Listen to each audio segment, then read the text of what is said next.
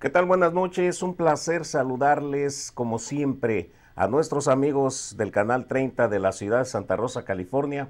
Les saludamos con muchísimo gusto. Ojalá que usted nos esté acompañando en estos momentos y ojalá que este programa o en este programa tratemos asuntos que puedan ser de interés para usted. Nuestro abrazo cordial para todos nuestros amigos que nos ven en la repetición en los otros canales en el estado de Washington, también en el estado de Oregon y en el mundo a través de internet de Google Video. Gracias, muchísimas gracias. Saludo a mis compañeros Juan Luis Navarro y desde Guadalajara, licenciado Ramón Arias. Buenas noches. Hola, ¿qué tal? ¿Cómo están? Buenas noches. Bienvenido a un programa más de ¿Y usted qué opina? Hoy día, martes 31 de marzo del año 2009. Adelante, Ramón. ¿Está en Guadalajara, Ramón? Ahora un saludo desde por acá, de la tierra tapatía, de Guadalajara, Jalisco, México. Un saludo a todos ustedes. Es verdaderamente un placer poder volver a compartir estos momentos con cada uno de ustedes y los compañeros que son tan amables en tenerme y a tolerarme. Vamos adelante para ver qué dice usted qué opina. Que está bueno el calorcito por ahí en Guadalajara, ¿verdad? Está comenzando a acelerarse el calorcito, efectivamente. Pero es muy interesante. Bueno, Guadalajara es una zona metropolitana que está compuesta por 4 municipios muy importantes y pues la verdad que se siente cada vez más pesado, no solo el calor físico, sino el crecimiento de autos, la población, la desesperación de las personas por llegar a lugares. Entonces se está poniendo bastante interesante la zona metropolitana.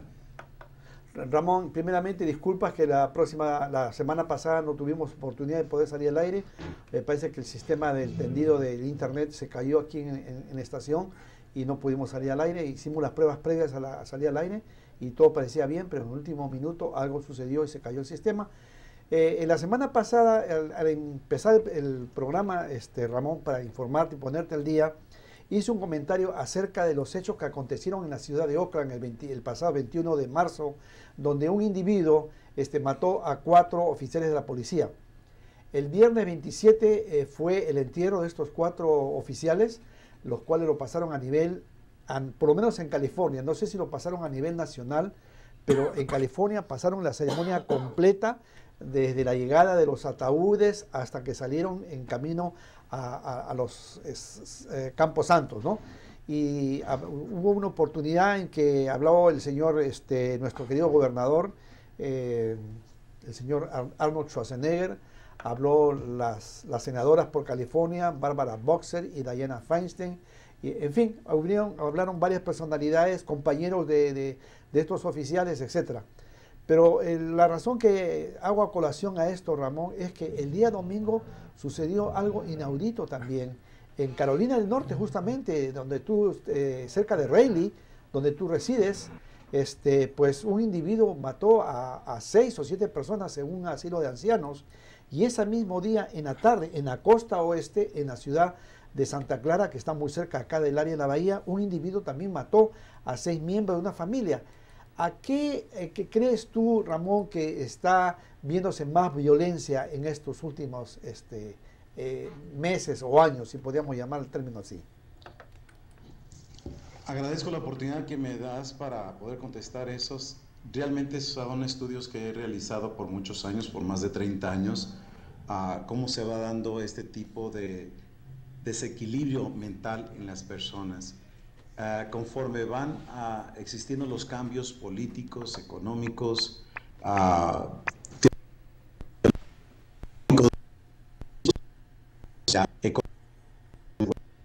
Se está cortando el audio, Ramón. A ver, vamos a ver. Creo que le subiste mucho volumen. Sí. A ver. Sí, ahí estamos. Ahí está ¿Se bien. escucha mejor? Sí, sí, muy bien. Muy bien. No sé. No, permíteme. Espérate un momentito, Permíteme. Ramón. Creo que el volumen está aquí muy alto. El comportamiento. Bueno, parece que vamos a corregir esa pequeña falla que tenemos de audio. A ver, ahora pruébale, por favor, Ramón. Sí, cómo no. Ahora Ustedes sí. díganme si estamos mejor. Sí, definitivamente. Gracias. Bueno, es parte de la tecnología, queridos amigos. Hay que tener un poco de paciencia. Estamos muy agradecidos por esa tolerancia que nos permite la tecnología a veces de darnos la oportunidad de no fallas, pero a veces hay fallas y hay que ajustarnos. Estaba comentando que por más de 30 años he estudiado ese comportamiento humano, esa decadencia. Hay ciclos muy delicados para la humanidad y estamos en el ciclo de mayor delicadeza del comportamiento humano. Y esto se debe a crisis que se dan, crisis políticas, crisis económicas, crisis ecológicas y lo más interesante, crisis teológicas, o sea, de los conceptos que se tiene de Dios o de la forma positiva o negativa. Cuando estos 4 puntos tienen crisis, el comportamiento humano se dispara de una manera irracional. Estamos en ese ciclo que la gente no tolera, vive confusa, el margen de tolerancia es muy pequeño, los problemas son muy grandes, los desafíos del futuro son aún todavía más enormes y la gente pierde control, pierde la capacidad de tener un dominio propio. Y esto se debe también a la gran cantidad de decadencia moral que existe en la sociedad, donde la vida no tiene verdaderamente un valor, la vida se deshumaniza, como lo estamos viendo en muchos aspectos, en la eutanasia, en lo del aborto, lo de la investigación en las células madres del embrión humano, la forma con qué facilidad Hollywood proyecta la muerte, los juegos que se dan para los niños y los jóvenes de muerte, de matar, de armas. Entonces todo esto es una conjugación que le hace una explosión interna al ser humano de no saber cómo confrontar los problemas que está viviendo emocionalmente, se desequilibra totalmente a la mayoría de la población por todas estas presiones. Entonces quiere decir que si hay un desequilibrio emocional en las personas, obviamente cómo responden a las presiones varía de persona a persona, a aquellos que llegan a la violencia, a una fuerza bruta, como lo estamos viendo y que somos testigos de esta decadencia moral. Mencionaste, mi querido Ramón, acerca de la decadencia teológica. Y mira como Sí. si nos hubiéramos puesto de acuerdo con respecto a ese tema. Hay una revista que no sé si tú la conoces que se llama Buenas Noticias, que es una revista de comprensión bíblica, ¿no? Y ahí habla un tema que yo pienso que es muy importante, 10 cosas que debería usted saber acerca de Dios, ¿no? Y el problema, y siempre tú lo dices al final del programa, en cada programa que salimos al aire, al final mencionas tú que debemos acercarnos a Dios. Y sinceramente, yo pienso que ese mensaje que tú das es un mensaje positivo y sinceramente yo creo que eso es lo que le falta a mucha gente de nuestra sociedad. Y cuando hablamos de sociedad no hablamos solamente de la sociedad hispanoparlante, sino de la sociedad en general, la humanidad, ¿no? Que hay esa falta de acercamiento a Dios, ¿no? La próxima semana se va a celebrar la crucifixión de Jesús y su resurrección. Es el único día donde realmente las iglesias están realmente abarrotadas de parroquianos, llámese la denominación cristiana que pertenece al individuo, pero ese es el único día que las iglesias realmente están a full, ¿no? Y es realmente una pena de que no sea así todos los domingos, que las iglesias estén llenas de parroquianos, de feligreses, de cristianos o católicos, como le quieran llamar, ¿no?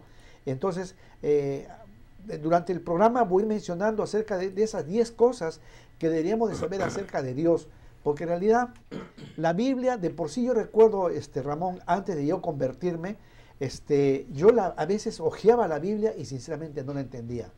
Y no la entendía por un punto muy importante que lo pude entender después, y es que uno tiene que invocar el Espíritu Santo para tener realmente comprensión de la Biblia. Y eso es algo que realmente yo no entendía ni sabía, porque nunca me lo explicaron mis sacerdotes, mi guía espiritual que tenía en ese entonces, cuando yo era un joven estudiante, yo tenía un guía espiritual que era un sacerdote, nunca me explicó eso, que había que invocar el Espíritu Santo para tener una mejor comprensión de la palabra de Dios, ¿no? Entonces, hace 8 años, cuando yo me convertí y entendí de que realmente tenemos que invocar el Espíritu Santo, es ahí como que realmente se abrió la luz en el túnel y pude entender mejor las palabras que trae la Biblia, ¿no? ¿Tú qué opinas al respecto, Ramón? Bueno, has cubierto bastante bien lo que es poder entender ese documento. El problema de la religión cristiana, de cualquier denominación, es precisamente eso, creer que la Biblia es un libro religioso. Si yo les platicara a ustedes con tiempo cómo la Biblia la he podido aplicar a reformas constitucionales, no solo de un país, sino de varios, a la perspectiva económica empresarial, cómo eliminar la pobreza, si viésemos esa Biblia por el contenido, o sea, lo que realmente es un documento que nos dice exactamente cómo debe desarrollarse el individuo, la familia, la sociedad, como decía, cómo eliminar la pobreza, cómo tratar a los que abusan o que aplican la injusticia. Es un libro verdaderamente maravilloso. Aquí en Guadalajara me encontré con una invitación muy interesante por los tiempos que estamos viendo. Tú mencionabas que la semana que entra es de Pascua, pero me invitó un doctor que tiene un programa de 1 hora todos los días en la mañana a que grabáramos toda la semana que viene, 1 hora diaria, que es de lunes a martes la próxima semana, que es la semana de Pascua. Me llamó la atención porque fíjense que él es un médico, que su programa aquí en la zona metropolitana se llama Quiero Vivir, pero son consejos básicamente médicos, todo relacionado con medicina. Y voy a apoyar lo que tú dices. El médico dijo, ¿saben qué? Aquí hablamos de cuestiones de la salud, pero esta semana que viene tengo un invitado haciendo referencia a mi persona, dice, vamos a abordar el tema de lo que es la Semana Santa, lo que es la Semana de Pascua, y tenemos que olvidarnos de enfermedades, tenemos que olvidarnos de muchas otras cosas y enfocarnos en algo que debemos prestar atención para que nuestra vida tenga significado, tenga algo de razón del por qué se vive.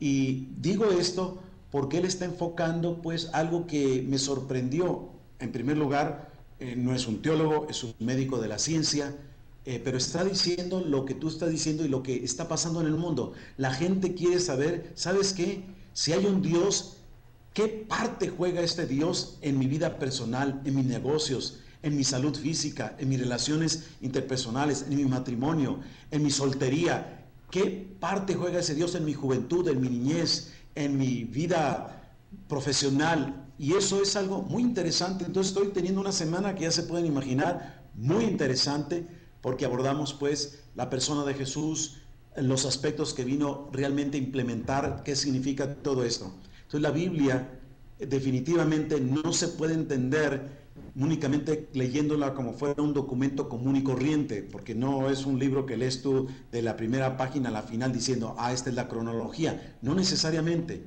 La Biblia es un documento inspirado no por ser humano, sino inspirado por ese Espíritu Santo que tú estabas mencionando, Juan, y esa inspiración del Espíritu Santo es la única que nos puede dar la comprensión a lo que está inspirado y no estar sujetos a lo que digan ciertas personas, cuando uno puede corroborarlo y pedir esa misma iluminación al Espíritu. Y todo esto para decir que hay una verdadera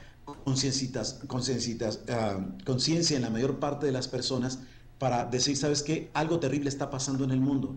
¿Qué es lo que está pasando? ¿Dónde encontramos respuesta? Y esto de buscar a un Dios no religioso, al Dios de la Biblia, tener una perspectiva clara de las ideas de Dios, las ideas de Jesús, las ideas del Espíritu Santo, sin la religiosidad, es lo que se necesita urgentemente. Como parte de esas 10 cosas que usted quería saber acerca de Dios, la número 7 dice, y viene a colación de la que tú estás hablando, Ramón, Dios es el gran sanador. Dice, a pesar de todos los increíbles adelantos y descubrimientos en la ciencia médica, la humanidad todavía se encuentra agobiada con la diabetes, el cáncer, las enfermedades cardiovasculares, el SIDA y un gran número de adicciones y de padecimientos crónicos incurables.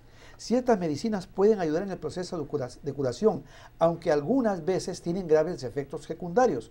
Los seres humanos todavía necesitan desesperadamente la sanidad divina.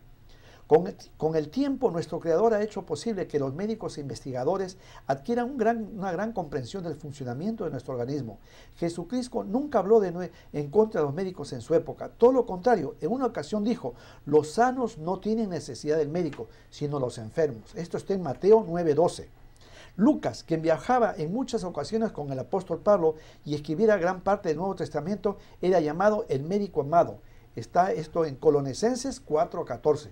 Entonces, realmente, si nos acercamos a Dios con fe, con humildad, si padecemos de una enfermedad, de una dolencia, Él nos puede ayudar. Él escucha nuestras oraciones, Él escucha nuestras peticiones. Parece que hay una llamada, Luis. Adelante, Aló. buenas noches.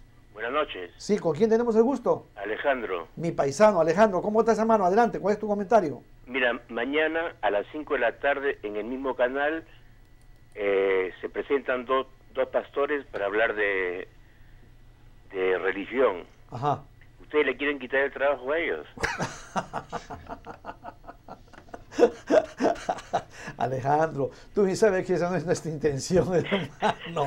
Estamos haciendo un comentario a raíz de lo que Zapatero a sus zapatos. No, yo sé. Estamos haciendo un comentario porque si tú sigues nuestro programa semanalmente, tú ves que al despedirse del programa, el licenciado Ramón Arias, él menciona que nos acerquemos a Dios, ¿no? O sea, ¿a qué horas está? Es Omar, ¿verdad? ¿A qué horas está Omar? Hola, al Dios griego. A las 11 de la mañana está Omar, sí. Gracias, Alejandro. Gracias por llamar, Alejandro. Un abrazo. Gracias por tu sintonía. Entonces, sí, claro, no es quitarle el trabajo a los pastores, es sencillamente comprender que la palabra no está limitada precisamente a personas que tienen ciertas características eclesiásticas. La palabra de Dios es para todo ser humano, para los políticos, para los comerciantes, para las personas sencillas, las del campo, para personas de las empresas que trabajan en empresas, los que laboran en las empresas. Es que de eso, amas de casa. De eso se trata, Ramón. Precisamente estaba haciendo la pregunta, Juan, al iniciar el programa, que qué es lo que está pasando con nuestra sociedad. Yo pienso que si habláramos un poco más en los medios de comunicación de Dios, que si habláramos un poco más en nuestras propias vidas, como tú lo decías, de cómo manejamos nuestra vida los solteros, los casados, los separados, etcétera, sería otro mundo. Es diferente, porque no hay persona, excepto algunos cuantos, que no se dobleguen cuando se habla de Dios. Tenemos otra llamada. Claro. hay una llamada más por ahí, mi querido Ramón. Adelante, buenas noches. ¿Sí? Buenas noches. Buenas noches. ¿Con quién tenemos el gusto, señor? Mi nombre es Gilberto Guzmán. ¿De dónde llama Gilberto? Hablamos del estado de Washington. Oh, adelante, Gilberto. ¿Cuál es tu comentario, por favor? Nomás estaba yo mirando el programa y están platicando de las armas que cruzan de la frontera para México. Ajá, sí, Gilberto. Eso fue el programa pasado. No, ese programa que estoy mirando. Sí, ahora. es el que está Sí, el que está viendo ahorita. Sí, adelante. Ajá, es el programa que estoy mirando. Sí. ¿Cuál es tu comentario? No, pues, ¿mande? ¿Cuál es tu comentario acerca de ese tráfico de armas que hay hacia el sur? Pues es algo real, pero lo que yo quiero comentar es nomás que pues Estados Unidos tiene la culpa de todo lo que ha pasado para allá. O sea, no tienen la culpa, sino que no tienen control de la frontera, ni Estados Unidos de aquí para allá, ni de allá para acá. Justamente en el transcurso de este programa vamos a hablar de la visita de la señora Hillary Clinton a México, donde se tocó ese tema justamente del tráfico de armas y el tráfico de estupefacientes porque aquí como que hay un intercambio. De Estados Unidos van para allá armas y de México para acá vienen drogas, ¿no? Entonces eso lo vamos a tocar en la segunda parte del programa del día de hoy y tú lo vas a poder ver el próximo martes, Gilberto, ¿lo ves? Es como un intercambio que están haciendo nomás, ¿no? Exacto. Aparentemente, ¿no? Aparentemente. Gracias, Gilberto. Gracias, Gilberto, por llamar. Un saludo a nuestros amigos de Washington. Gracias, igualmente. Hasta luego. ¿Vamos a ir a la pausa, Luis? No, vámonos. ¿Nos seguimos de largo? ¿O quieres un video, Ramón? No, mejor prefiero hacer algo del comentario. Ok, vamos a seguir. Ok. Quiero terminar esta que parte. Hacía Luis es muy interesante. El comentario que hacía Luis es muy apropiado a lo que estamos diciendo. Y es verdad. ¿Y saben qué hizo esta nación de Estados Unidos grande? Fueron los principios bíblicos. Ya. Si la gente pudiera conocer la historia, que Estados Unidos, es más, los padres fundadores dijeron claramente, como Washington dijo, la Constitución está diseñada para una gente moral, una gente cristiana, dice, para ninguna otra. Y esto es lo que ha pasado en Estados Unidos, que se ha retirado. En Estados Unidos decían que la separación del Estado y del Estado y la Iglesia no existió, nunca existió eso. Eso es novedoso del siglo XX, a finales del siglo XX. Mucha gente no conoce la historia de Estados Unidos, que sin el fundamento bíblico, Estados Unidos jamás hubiera sobresalido como el resto de las naciones. La libertad humana no se hubiese conocido como se conoce en la actualidad. El libre mercado no se hubiese conocido como hoy se conoce, ni el avance que se tiene para conocer qué es verdaderamente una libertad. Todo está fundamentado en los preceptos bíblicos. No se hubiese llevado a cabo la Declaración de Independencia, que hablan de Dios como creador, que hablan como el soberano.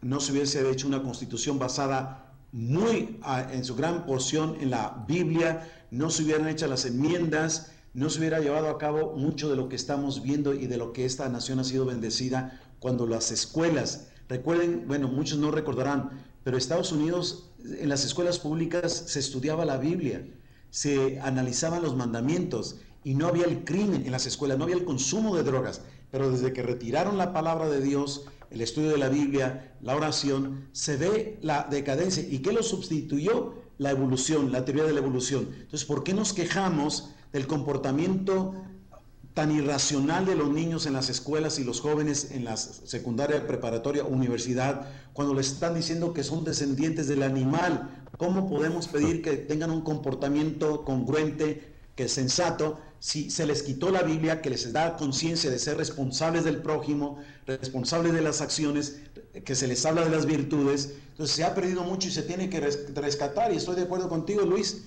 que los medios de comunicación tienen que dedicarle un poco más de tiempo a los problemas que tienen las personas y cómo solucionarlos ante la ética y la moral de la ley de Dios, sin hablar de la religiosidad o de la denominación que la gente tenga su predicción, ¿no? Entonces, su preferencia.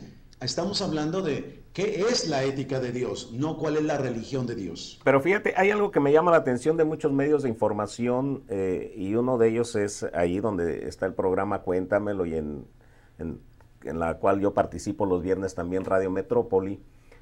Aprovecho para enviarle un saludo al licenciado Rubalcaba, a Gustavo, a Talina, que tiene Talina un programa interesante para aquellas personas que gustan de conocer lugares del mundo y principalmente de nuestro México.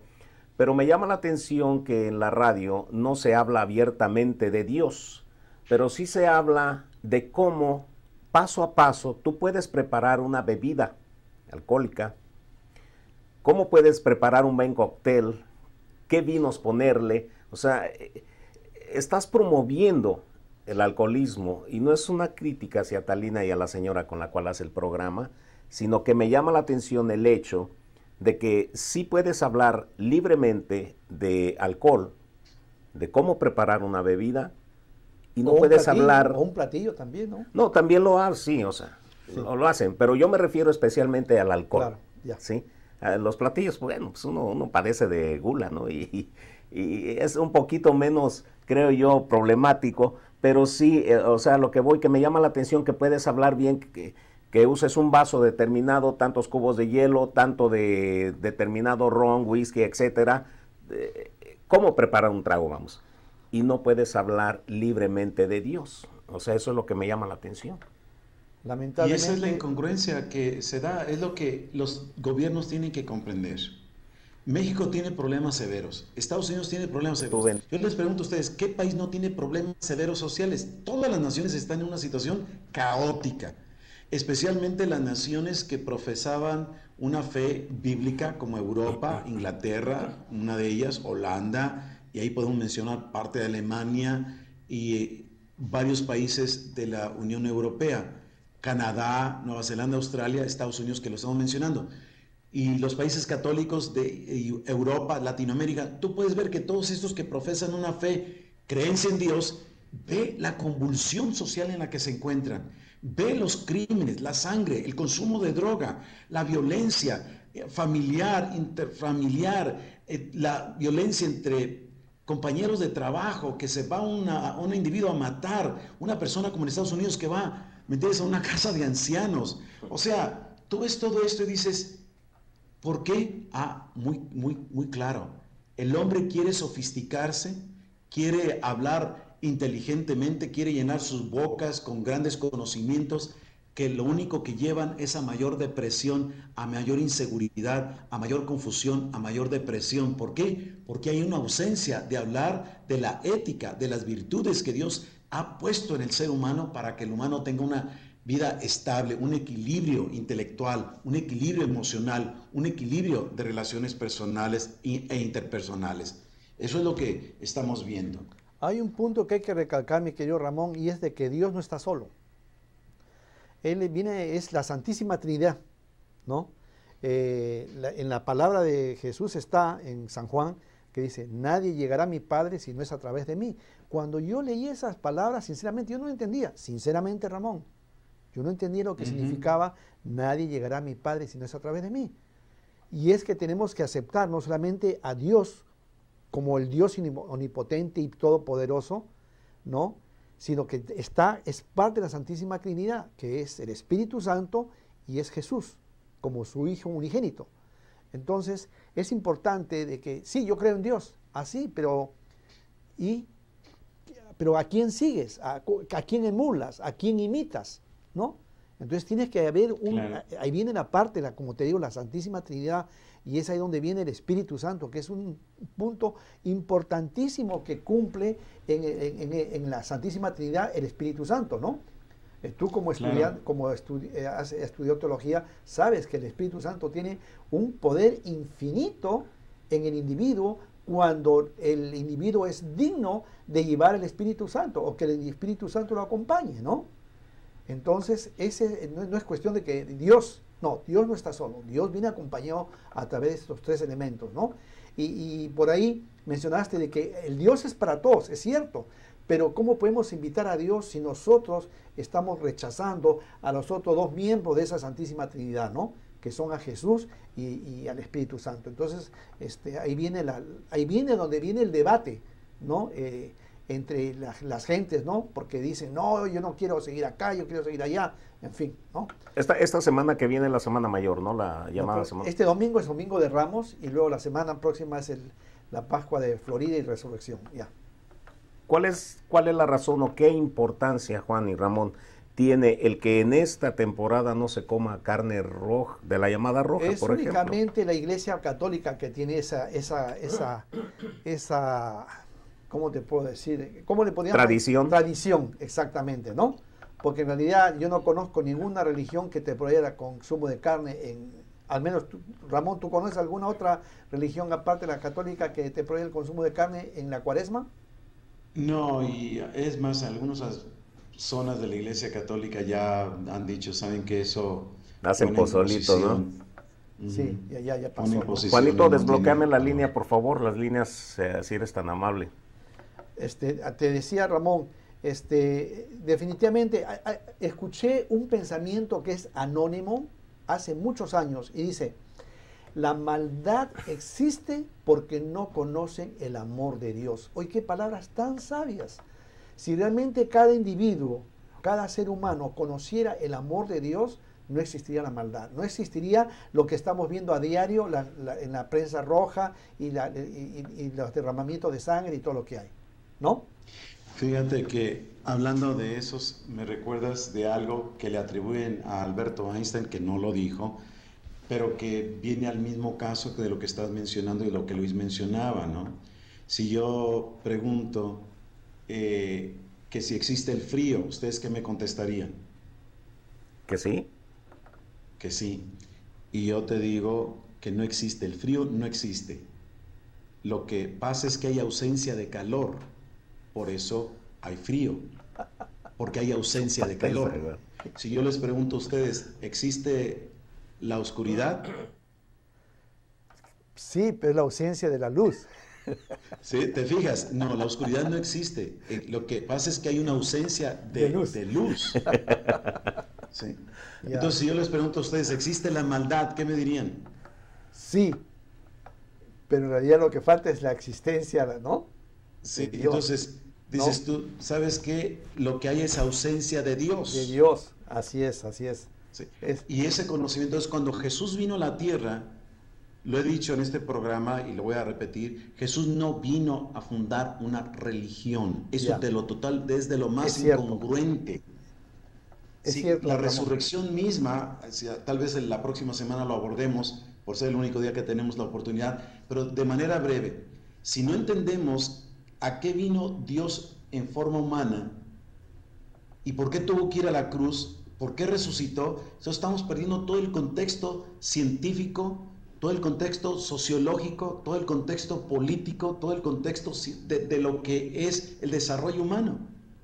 Si Jesús vino a establecer una religión, miren, aquí en México, acerca de Puebla, Luis ha de saber, hay un poblado que se llama Cholula, y en Cholula hay 365 templos, uno por cada día del año. Entonces, si fuera por la religión, toda Latinoamérica fuera un paraíso. La prosperidad, la armonía, la paz, sería un paraíso social si se trata de religión. Latinoamérica es una nación, son naciones muy religiosas dentro del cristianismo. Por eso Estados Unidos, que fue una nación fundada en la Biblia y ahora le da la espalda, se ven las consecuencias. Entonces, la ausencia del conocimiento de Dios va a abrir la puerta a que se manifieste la maldad en el corazón del hombre, porque el hombre necesita una mayor comprensión de esa parte organizada de la maldad que hay en cada uno de nosotros. Así como el cáncer se organiza, la maldad en el corazón y la mente del ser humano también se organiza.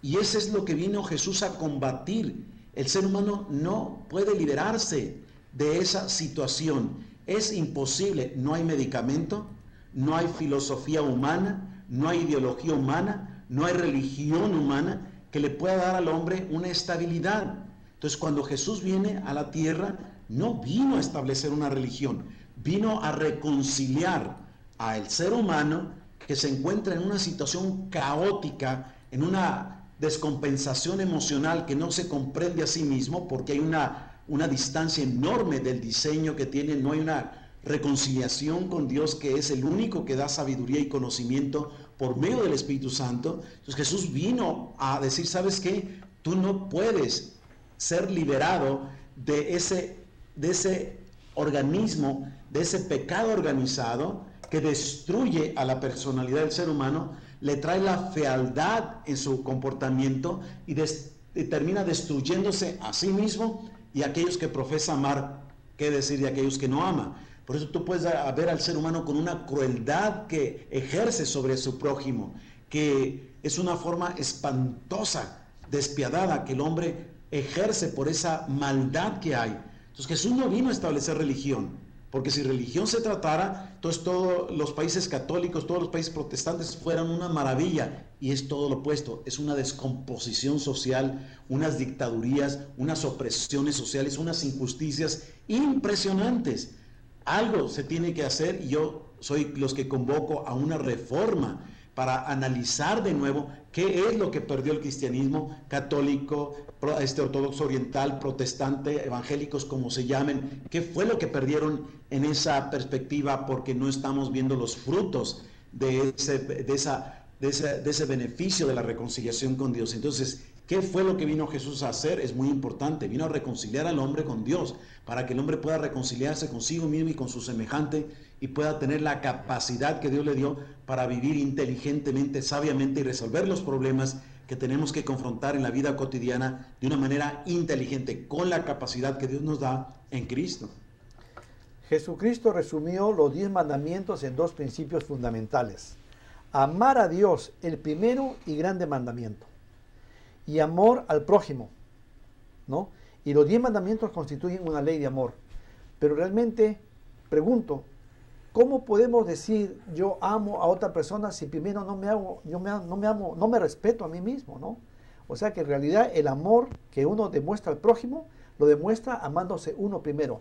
Aunque suene esto una forma egoísta, pero primero tiene que amarse uno a sí mismo, respetarse uno a sí mismo, para realmente uno compartir y dar amor a los demás.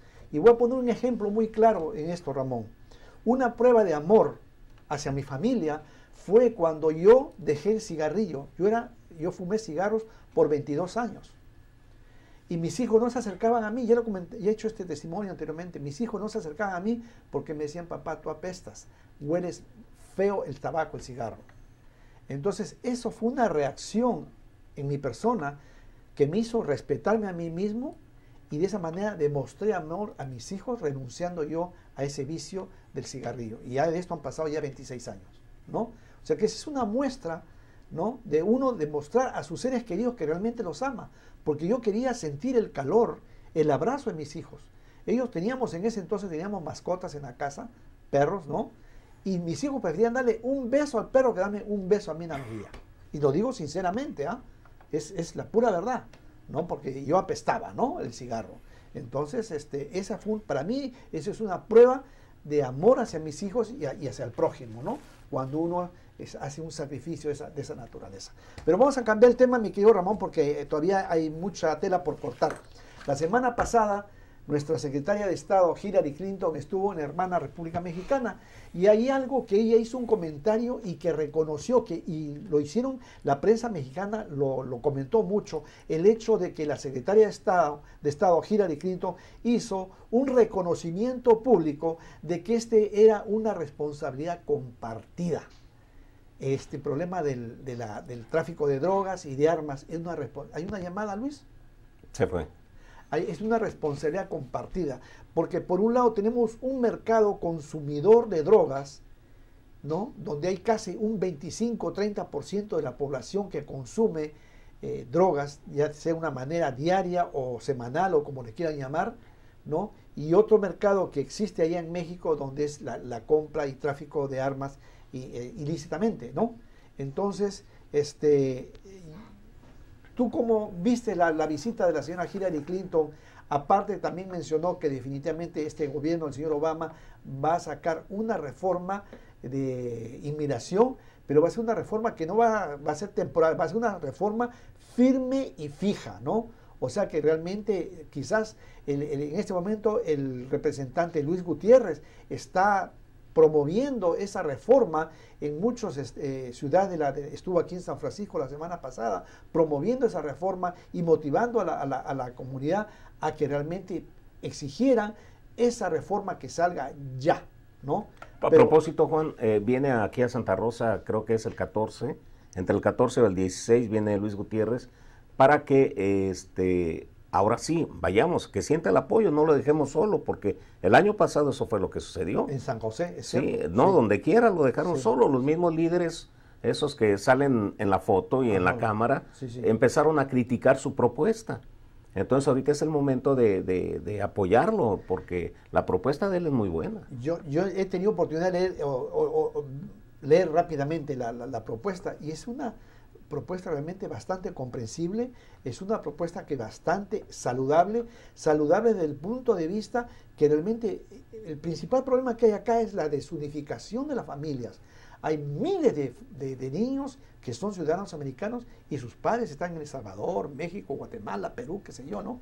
Y lamentablemente esos señores, esos padres de familia no pueden regresar porque han sido deportados, y de acuerdo a la ley de deportación, lamentablemente, una vez que tú has sido deportado, sobre todo involuntariamente, ya no puedes entrar nuevamente al país, ¿no? Y tú has sido deportado voluntariamente, tienes que esperar 10 años, ¿no? O sea, que yo tuve la suerte, mi querido Ramón, y tú lo sabes, Luis, de que yo tenía orden de deportación el año 85, pero miento, el año 84, pero yo me pelé, como decimos, me fugué al estado de Nevada, y ya cuando salió la ley del año 86 de inmigración, la amnistía, me pude acoger a través de un perdón que se hizo, un trámite burocrático que se hace a Washington. Por eso fue amnistía. Fue la amnistía, ¿no? Me perdonaron el hecho de que yo no acaté la orden del juez de inmigración de yo salir del país. Si no, yo estaría en este momento en Perú y sabe Dios cómo, ¿no? Pero eso fue, yo me arriesgué y me quedé aquí, ¿no? Pero ahora esa reforma que piensan hacer va a ser reforma, no va a ser amnistía. Así que, porque la amnistía, ¿qué cosa se entiende por amnistía? Que te van a perdonar tus hechos delictivos, tu mal récord que puedas tener, ya sea de violencia doméstica o de manejar bajo la influencia del alcohol o cualquier hecho delictivo, ¿no? Entonces, pero coméntame, Ramón, acerca de la visita de Hillary. No sé si tuviste oportunidad de analizar un poco esa visita. Por supuesto, que me di el tiempo para ver la perspectiva que llevaba. Obviamente que en el aspecto de la responsabilidad compartida es una verdad, o sea, no hay que negar lo que dijo verdades. En Estados Unidos fue muy criticada la señora Clinton por haber hecho esa declaración de que la culpa grande la tiene Estados Unidos por consumir tanta droga, y eso no agradó a muchos medios de comunicación, especialmente de los conservadores y otros que están en desacuerdo con esto. Dice, ¿por qué culpas a Estados Unidos? Y tú lo mencionaste, bueno, ¿dónde se consume la mayor droga? Lo he dicho yo por más de 30 años. Estados Unidos es el consumidor principal de droga. Entonces, los miles de millones de dólares que se consumen al año, tú mencionaste, es un porcentaje de 20 a 25% de personas consumidoras, ya sea de diario o eventual, pero estás hablando de 75 millones de personas aproximadamente que consumen la droga. Es un mercado impresionante. Así es. Entonces, Estados Unidos sí es culpable grandemente de ese consumo de droga. Ahora, que Estados Unidos le venda, o acá organizaciones vendan armas a México, pues volvemos a la misma problemática que se ha tenido a través de la historia. Las armas se venden donde las compran, y lo mismo está haciendo Rusia, Irán, vendiendo armas a todo tipo de personas, Corea del Norte, China. Entonces, la venta de armas es tan impresionante en África, en Latinoamérica. Entonces, la venta de armas no es una cosa tampoco de qué asombrarse. La gente se arma, los grupos se arman porque quieren hacer sus luchas, correctas o incorrectas, dependiendo de la perspectiva que se esté viendo. Entonces, estamos hablando de un mercado que exige consumo, y tanto el mercado de las armas como el mercado de la droga exige de consumo, y eso implica que se provea de ambas cosas. No va a ser fácil que se pueda detener esta situación. No es imposible, pero no es fácil, porque el problema del consumo de la droga, vamos a retomar un poquito eso, creo que lo mencioné en una ocasión cuando hacíamos programas de televisión de todos los días. Hicimos un programa que estaba relacionado con la droga, y no sé si aquí lo mencioné en una ocasión. El problema de la droga no es el que la planta, únicamente el que la planta, el que la procesa, el que la distribuye, el que la cruza, el que la vende. El problema es por qué se consume. Recordemos que la droga, como el alcohol, es un desinhibidor de la personalidad de quien la consume.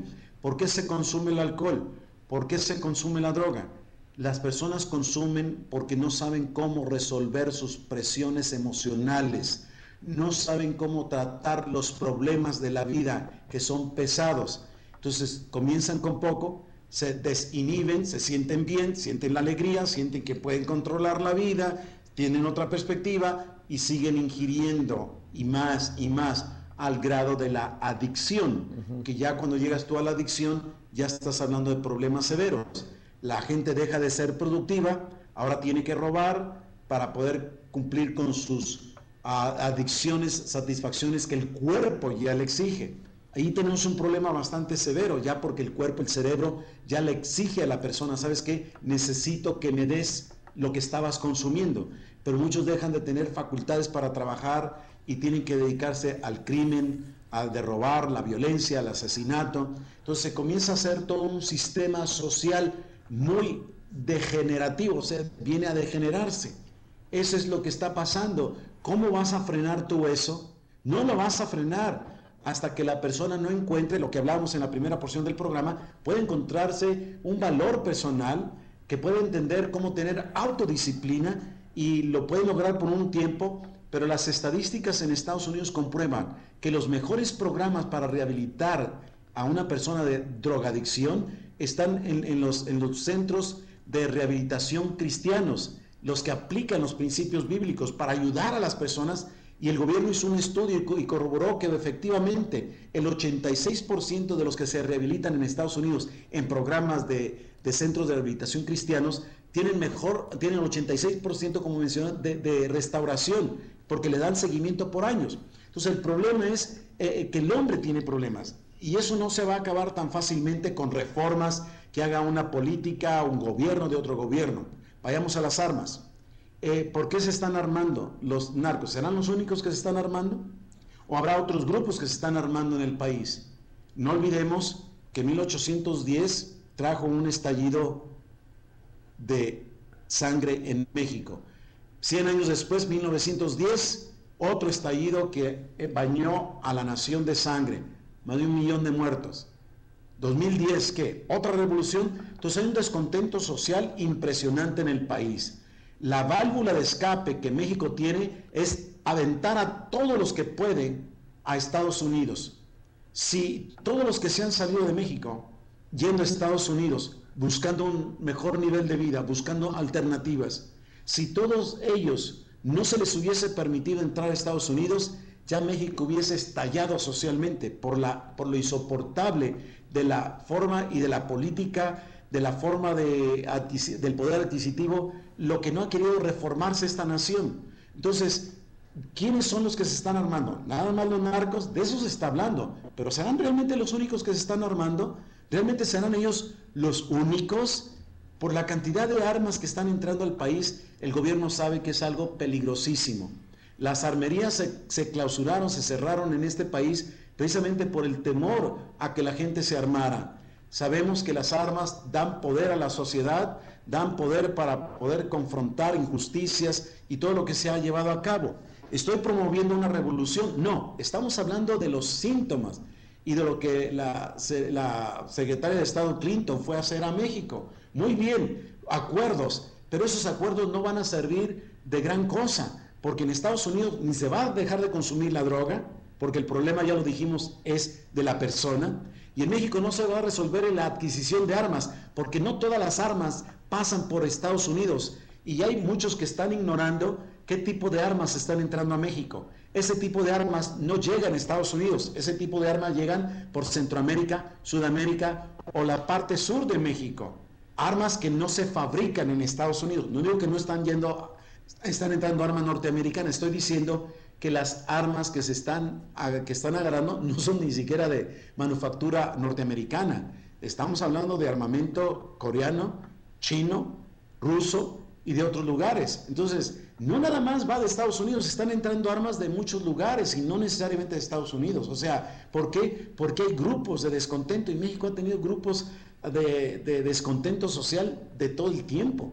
Entonces, yo estoy haciendo una pregunta. ¿Realmente nada más son armas norteamericanas las que están entrando o están entrando de otro país por las armas que están agarrando? Ya se ha visto, Ramón, que hay de otro país, hay, como tú lo dices, armas chinas, rusas, que entran especialmente por la frontera sur, lo que es Guatemala, Belice. Es una ruta tan fácil de cruzar mercancía.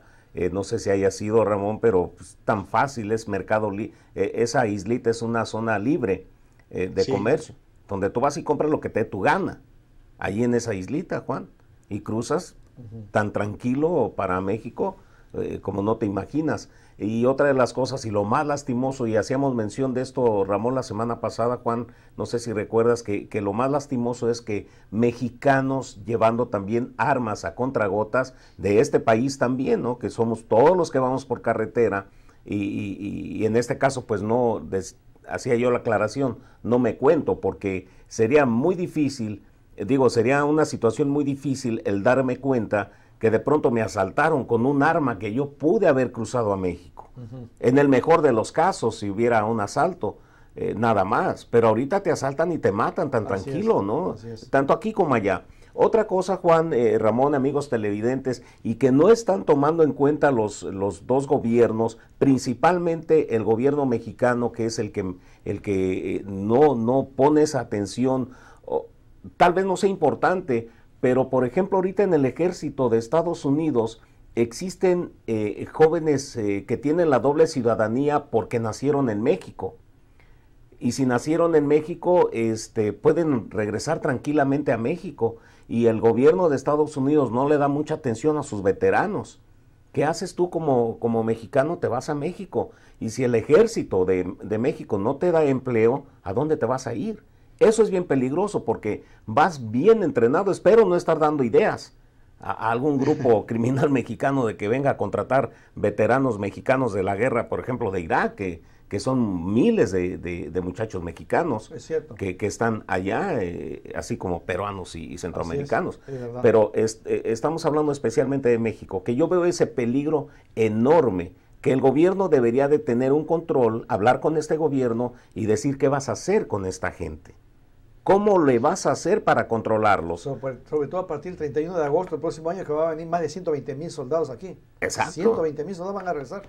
Entonces, si se ha visto a través de la historia, se ha visto las cantidades de organizaciones que están atendiendo a los veteranos de guerra porque el gobierno no les da lo suficiente, ¿sí? Entonces, ¿qué haría un joven de 20, porque hay muchos jóvenes de 25 años, digamos, Así es, sí. Si se va a ver sin empleo, Así es. se va a ver sin beneficios, viene con un problema enorme psicológico de todo lo que vivió allá, Así es. pero aparte de eso viene con un entrenamiento que cálmate. Así es. Entonces, lo que yo haría, vamos, gobierno, deja ver cómo estás controlando a esta gente, cómo la vas a controlar, si no para darle empleo yo acá, pero en el gobierno. Si no, se van a ir y se van a juntar con los grupos criminales que existen y olvídate, este país, México, se va a hacer garras. Es cierto. Vamos a terminar, mi querido Ramón. Sí. Ya estamos en la recta final. Sí, Ramón, adelante. No, tenemos tiempo. Adelante, Ramón. Bueno, lo que has comentado tú es una verdad en la cual a mí me entristece muchísimo porque el gobierno norteamericano ha descuidado a sus veteranos. No habría necesidad que de ninguna persona que tiene doble nacionalidad recurriera a su país porque en Estados Unidos no lo quieren atender o no hay oportunidades. Realmente es muy lamentable que personas voluntariamente entren a las Fuerzas Armadas y los manden a la guerra y luego el gobierno no los quiera respaldar cuando necesitan todo un proceso para poderlos ayudar a restaurarse, a ubicarlos. Mucho dinero se debería ubicar en esa restauración, en la salud que necesitan muchos que fueron dañados emocionalmente, que fueron dañados físicamente, o aquellos que perdieron la vida, a sus familiares, darles lo que se necesita. Pero hay organizaciones en Estados Unidos que no son de gobierno, que están ayudando en muchos aspectos, pero hace falta más que el gobierno diga, ¿sabes qué? Así como te mando a la guerra, así te voy a recibir con muchos programas para que tú te puedas capacitar, déjame darte estudios, déjame darte capacitación, si necesitas una restauración emocional, te vamos a invertir dinero, siente el apoyo, porque tú entregaste tiempo para que no venga a ser una máquina de matar, de causar problemas. Así es, Ramón. Es lo que hace falta. Estamos al final del programa, mi querido Ramón, y ya para comentar la última nota es acerca de lo que sucedió ayer con el señor, nuestro querido presidente, que hizo renunciar al gerente ejecutivo, al ejecutivo más alto de la compañía de la General Motors, lo hizo renunciar y después salió al aire en una rueda de prensa anunciando de que el gobierno daba las garantías a los automóviles de compra americana como son la Ford, la General Motors y la Chrysler, exigiendo a Chrysler que tiene 30 días para unirse con la Fiat. No sé por qué este gobierno está, entre comillas, presionando a la Chrysler para que se una con la Fiat, cuando hay tantas empresas que tienen mucho más éxito que la Fiat, porque la Fiat es una empresa italiana, pero yo pienso que la Volvo tiene mucho más éxito que la Fiat, así como también la Volkswagen, así como también este carro inglés que es el Rolls Royce, ¿no? El Rolls Royce, que tiene tanto éxito en Inglaterra, son fábricas de automóviles que tienen mucho más éxito que la Fiat de Italia. Pero no sé cuáles son los intereses que tiene este gobierno en exigir a la Chrysler que se una con la Fiat. Pero es que ya es dueño, por eso él está exigiendo, por eso lo corrió, porque metió su billete y es dueño el gobierno de la agencia Chrysler. Entonces, ¿cómo queda el principio del capitalismo ante esta situación donde el gobierno tiene un 30 o 36% del activo y en este momento está poniendo órdenes el señor Barack? Consultar con el Congreso sin consultar con su secretario. Él tomó esa decisión de hacer renunciar al presidente o ejecutivo, al director ejecutivo de la General Motors. Porque él es el dueño. Tu comentario, mi querido. Lo acaba de decir, es